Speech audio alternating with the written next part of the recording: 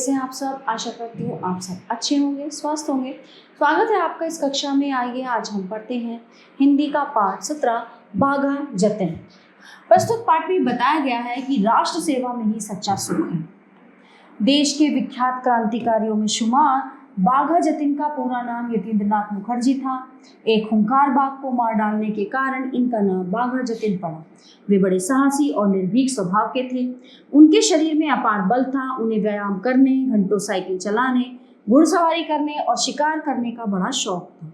उनके साहस और निर्भीकता का पता इसी बात से चल जाता है कि 11 वर्ष की छोटी अवस्था में ही उन्होंने एक बिगड़ैल घोड़े को आसानी से वश में कर लिया था। यतीन्द्रनाथ बाघा जतिन के नाम से कैसे प्रसिद्ध हुए, इसके पीछे एक बड़ी रोमांचक घटना है।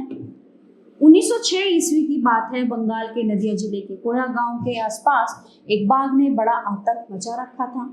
जब मौका मिलता वो पशुओं को उठा ले जाता, कभी कभी गांव वालों पर भी आक्रमण कर देता था। इससे चारों ओर भय का वातावरण व्याप्त था। युवा यतीन्द्र को लोगों की इस परेशानी का पता चला। उसने आव देखा न ताव एक लंबा चाकू हाथ में लेकर बाघ से भिड़ने के लिए निकल पड़ा। उसे गांव के निकट ही अकस्मात एक झाड़ी में बाघ दिखाई दिया। यतीन्द्र को देखते ही बाघ गुर्राया और उसकी ओर झपटा। यतीन्द्र तो तैयार ही था। वो बाघ से भिड़ गया। बाघ की गुर्राहट और यतीन्द्र की चीख सुनकर गांव के लोग भी उस ओर दौड़ पड़े। बाघ और यतीन्द्र की गुत्थम गुत्था देखकर वे स्तब्ध रह गए। लेकिन उन्हें उस समय और भी आश्चर्य हुआ जब उन्होंने देखा कि घायल यतीन्द्र तो उठ खड़ा हुआ और बाघ उसके सामने जमीन पर पड़ा हुआ तड़प रहा और अपनी अंतिम सांसें गिन रहा है। आमने सामने की इस भिड़ंत में बाघ को मार डालने की असाधारण घटना के बाद से यतीन्द्रनाथ बाघा जतिन के नाम से प्रसिद्ध हो गए। जतिन के हृदय में आरंभ से ही विदेशी शासकों के प्रति आक्रोश की भावना भरी हुई थी। वे अंग्रेजों से बदला लेने का कोई अवसर नहीं चूकते थे। किसी भारतीय पर अत्याचार करते हुए किसी अंग्रेज को देखकर उनका खून खौल उठता था और वे उससे बदला लेने के लिए उतारू हो जाते थे। एक दिन बाघा जतिन कोलकाता की गोरा बाजार में खड़े थे। उन्होंने देखा कि सामने एक अंग्रेज भारतीयों पर कोड़े बरसा रहा है। स्त्री है, बच्चा है, वृद्ध है, पढ़ा लिखा है, इसकी परवाह किए बिना वो गिन गिन कर कोड़े मार रहा था। 30, 31, 32 ये अपमानजनक दृश्य भला जतिन कैसे देख सकते थे। उन्होंने झपट कर अंग्रेज के हाथ से कोड़ा छीन लिया और उसकी पीठ पर कोड़े बरसाने लगे। लो 33, 34, 35 अंग्रेज हक्का बक्का रह गया और उसने किसी तरह भागकर अपनी जान बचाई। अपनी राज सत्ता के मद में अंग्रेज भारतीयों को हीनता की दृष्टि से देखते थे और उन्हें अपमानित करने पर तुले रहते थे। एक दिन की बात है। वेल्स के राजकुमार की सवारी कोलकाता की एक सड़क से निकल रही थी।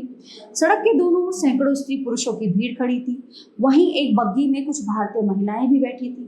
जतिन ने देखा कि कुछ अंग्रेज उस बग्घी की चक्कर जा बैठे और नीचे पैर लटकाकर महिलाओं के साथ अभद्रता करने लगे। ये दृश्य देखकर जतिन अपने को रोक नहीं सके। वे झपट कर छत पर बैठे अंग्रेजों पर टूट पड़े और लोगों ने देखा कि वो अंग्रेज मुंह के बल धरती पर गिर पड़े। बाद में वे उठकर भाग खड़े हुए। एक भारतीय के हाथ मार खाने के कारण वे इतने लज्जित थे कि इस घटना की उन्होंने किसी से चर्चा तक नहीं की। ये कुछ घटनाएं जतिन के साहसपूर्ण जीवन की उदाहरण मात्र हैं। उनका तो पूरा जीवन ही ऐसी घटनाओं से भरा पड़ा। इस कारण ही उस समय के क्रांतिकारियों के नेता महर्षि अरविंद ने उनकी भूरी भूरी प्रशंसा की थी। उनका कहना था कि जतिन का स्थान मानवता की सर्वोच्च श्रेणी में बना रहेगा। राष्ट्रभक्त क्रांतिकारी यतीन्द्रनाथ मुखर्जी का जन्म 8 दिसंबर 1879 ईस्वी को बंगाल में नदिया जिले के कोया नामक गांव में अपनी ननिहाल में हुआ था। वे 5 वर्ष के थे तभी पिता उमेश चंद्र का साया उनके सिर पर से उठ गया। माँ शरद शशि ने बड़ी सावधानी से बालक का पालन पोषण किया और उसके चरित्र निर्माण और नैतिक गुणों के विकास पर विशेष ध्यान दिया। मामा ने जतिन की शिक्षा की व्यवस्था की। एमए की परीक्षा पास करने के बाद वे बंगाल सरकार के वित्त सचिव के अधीन क्लर्क के पद पर नियुक्त हुए। आजीविका के लिए विदेशी सरकार की नौकरी स्वीकार करने पर भी जतिन के अंदर देशभक्ति की भावना भरी हुई थी। बंगाल में जो क्रांतिकारी आंदोलन आरंभ हुआ था उसका पूरा प्रभाव उन पर पड़ रहा था। बंकिम चंद्र का प्रसिद्ध उपन्यास आनंद मठ प्रकाशित हो चुका था। ये उपन्यास और विशेष रूप से इसमें सम्मिलित वंदे मातरम गान क्रांतिकारियों का कंठहार बन गया था। जतिन आनंद मठ से बहुत प्रभावित थे। समाज सेवा के कामों में भी जतिन की बड़ी रुचि थी। जहां भी किसी को संकट में देखते सहायता के लिए पहुंच जाते। उनकी सेवा भावना से भगिनी निवेदिता बड़ी प्रभावित हुई और उन्होंने जतिन की भेंट स्वामी विवेकानंद से कराई। जतिन के ऊपर सन्यासी भोलेनाथ गिरी का भी प्रभाव पड़ा। भोलानाथ गिरी अपने शिष्यों में देश की स्वतंत्रता के लिए संघर्ष करने का मंत्र फूंकने के लिए प्रसिद्ध थे। जतिन ने उनसे दीक्षा ले ली थी। सन 1905 के बंगभंग विरोधी आंदोलन से प्रेरित होकर बंगाल में अनेक ग्रुप क्रांतिकारी संगठन बने। उनका उद्देश्य विदेशी सरकार के विरुद्ध अपनी समानांतर सरकार स्थापित करना था। इस आंदोलन में अरविंद घोष की बड़ी महत्वपूर्ण भूमिका थी। उन्होंने अपने विचारों के प्रचार के लिए युगांतर नाम की पत्रिका प्रकाशित की और इसी नाम का एक बड़ा क्रांतिकारी संगठन बनाया। इन सब कार्यों में जतिन अरविंद के प्रमुख सहयोगी थे। उनके उत्साह, लगन और राष्ट्र सेवा की भावना से प्रभावित होकर अरविंद उन्हें अपना दाहिना हाथ कहते थे। जतिन ये सब कार्य सरकारी सेवा में रहते हुए कर रहे थे। उनकी सरकार विरोधी इन गतिविधियों की किसी को भनक भी नहीं लगती थी। अपने आकर्षक व्यक्तित्व के कारण वे युवकों को सहज ही अपनी ओर आकर्षित कर लेते थे। वे उनसे कहते, इंसान बनो, गीता पढ़ो और मृत्यु से कभी मत डरो। सन 1910 की बात है। कोलकाता हाई कोर्ट के भीड़ भरे आंगन में एक क्रांतिकारी ने सरकारी वकील की हत्या कर दी थी। इस मामले में अपने अनेक साथियों के साथ जतिन भी गिरफ्तार हुए। उन पर हावड़ा षड्यंत्र केस के नाम से मुकदमा चला, पर साक्ष्य के अभाव में सब लोग छूट गए। परंतु जतिन सरकार की आंखों में तो खटक ही रहे थे। उनकी सरकारी नौकरी छूट गई और खुफिया विभाग उनके पीछे पड़ गए। अब जतिन ने अपनी पूरी शक्ति क्रांतिकारी आंदोलन को संगठित करने में लगाई। उन्होंने अनेक छोटे छोटे दलों को एक में मिलाया और उनके प्रयत्न से युगांतर पार्टी और भी सुदृढ़ हुई। क्रांतिकारियों को अपना कार्य जारी रखने के लिए धन की बड़ी आवश्यकता थी। इसी से वे शस्त्र खरीद सकते थे। गुप्त संगठन होने के कारण किसी से खुलेआम चंदा मांगना संभव नहीं था। इसलिए धनी व्यक्तियों और व्यावसायिक संस्थाओं से बलपूर्वक धन वसूलना पड़ता था। जतिन के दल को भी ऐसे अनेक कार्य करने पड़े। इनमें गार्डन रीच और बलिया घाट की घटनाएं विशेष प्रसिद्ध हुई। इनमें क्रांतिकारियों के हाथ पर्याप्त धन लगा था। जतिन और उनके साथियों का देश के बाहर चल रहे क्रांतिकारी आंदोलन से भी संबंध था, परंतु बाहर से हथियार मंगाने में उन्हें सफलता नहीं। सरकार के खुफिया विभाग को ये पता चल गया कि जतिन का पथरिया घाट का घर क्रांतिकारी गतिविधियों का केंद्र है और कहीं वहीं सारी योजनाएं बनती हैं। एक दिन पुलिस ने अपना एक मुखबिर उनके घर भेजा। क्रांतिकारियों को जो ही उसकी असलियत का पता चला, वो जीवित नहीं लौट पाया। उसी दिन से ब्रिटिश सरकार की पूरी शक्ति जतिन के पीछे लग गई, किंतु जतिन उसके हाथ आने वाले जीव नहीं थे और वे उनके साथ ही स्थान बदलते रहे। पर अंत में पुलिस को उनके छिपने के एक अड्डे का पता चल गया। पुलिस दल बल के साथ उस अड्डे को जब तक घेरती, जतिन और साथी वहां से भाग निकल जाते। वे भूखे प्यासे कटीली झाड़ियों और दलदल को पार करते हुए 20 किलोमीटर दूर बालासोर के जंगल में जा पहुंचे। लेकिन पुलिस को उस स्थान का भी पता लग गया। उसने एक चाल और चली।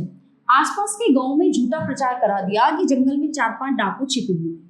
इस मिथ्या प्रचार के कारण गांव वाले धोखे में आ गए और वे भी पुलिस के साथ हो लिए। 9 सितंबर 1915 ईस्वी को पुलिस दल ने उस स्थान को चारों ओर से घेर लिया, लेकिन इस प्रकार घिर जाने पर भी जतिन घबराए नहीं। उनके साथ 4 क्रांतिकारी युवक और थे, चित्तप्रिय, मनोरंजन, नीरेन और ज्योतिष। एक और इन क्रांतिकारियों के पास केवल मौजा पिस्तौलें थी और दूसरी ओर आधुनिक हथियारों से लैस सैकड़ों की संख्या में अंग्रेजों की पुलिस और गुमराह गांव वाले थे। पुलिस ने चारों ओर ऐसा जाल बिछाया था कि उससे बचकर निकलना असंभव था। ठीक है, फिर भी क्रांतिकारियों की बलिदान भावना को जानते हुए पुलिस और आगे बढ़ने में हिचकिचा रही थी। उसने रेंगते हुए आगे जाने का निश्चय किया। क्रांतिकारी ने जो ही देखा कि पुलिस वाले उनकी पिस्तौलों की मार के अंदर पहुंच चुके हैं, वे गोलियां चलाने लगे। पुलिस दल ने भी गोलीबारी शुरू कर दी। क्रांतिकारियों की गोलियों से अनेक पुलिसकर्मी दम तोड़ चुके थे, लेकिन उनकी संख्या बहुत अधिक थी। वे गोली चलाते हुए आगे बढ़ते गए। पुलिस की गोली से पहले शहीद होने वाले क्रांतिकारी थे चित्तप्रिय। जतिन को भी कई गोलियां लग चुकी थी, फिर भी वे लोग आखिरी गोली तक पुलिस का सामना करते रहे। दोनों ओर से 75 मिनट तक गोलियां चलती रहीं। जो ही क्रांतिकारियों की ओर से गोलियां चलनी बंद हुई, पुलिस ने इन घायल युवकों को गिरफ्तार कर लिया। उन्हें अस्पताल ले जाया गया। जतिन का ऑपरेशन हुआ, पर उसके बाद ही भारत माँ का यह सपूत सदा के लिए चल बसा। शेष युवकों पर मुकदमा चला। नीरेन और मनोरंजन को फांसी की सजा हुई और ज्योतिष को आजीवन कारावास की सजा भोगने के लिए जेल में डाल दिया गया। मुकदमे की कार्यवाही के समय न्यायाधीश ने बचाव पक्ष के वकील से जतिन का एक लेख पढ़कर सुनाने के लिए कहा। लेख सुनकर न्यायाधीश के मुंह से अकस्मात निकल पड़ा, यदि वो वीर जीवित होता तो विश्व का नेता होता। जतिन महान क्रांतिकारी तो थे ही, वे बहुमुखी प्रतिभा के धनी भी थे। अंग्रेजी और बांग्ला भाषा पर उनका अच्छा अधिकार था। वे दोनों भाषाओं में लिखते थे। उनके लेख युगांतर पत्रिका में प्रकाशित होते थे। उनके विचार बड़े प्रगतिशील थे और वे रूढ़ियों तथा विकृत परंपराओं का खुलकर विरोध करते थे। इस कारण साहित्यकारों में उनकी बड़ी प्रसिद्धि थी। क्रांतिकारी साथी तो उनके प्रति भक्तिभाव रखते ही थे। अपनी असाधारण निर्भीकता, उच्च मानवीय गुणों, बौद्धिक क्षमता और आध्यात्मिक रुचि के कारण वे विश्व कवि रविंद्रनाथ ठाकुर और प्रसिद्ध राष्ट्रवादी नेता चित्तरंजन दास की प्रशंसा के पात्र बन गए थे। मनुष्य मरणशील प्राणी है। जो संसार में आता है उसे एक दिन जाना ही पड़ता है, परंतु देश के लिए संघर्ष करते हुए अपना जीवन न्यौछावर करने वाले लोग निराले ही होते हैं। उनका बलिदान आने वाली पीढ़ियों को प्रेरणा देता है और इतिहास के पृष्ठों में उनका नाम सदा के लिए अंकित हो जाता है। बाघा जतिन एक ऐसे ही अमर बलिदान। प्यारे बच्चों, ये पाठ यहीं पे समाप्त होता है। आशा करती हूँ आपको बहुत अच्छे से समझ आया होगा। मिलते हैं अगली कक्षा में। धन्यवाद।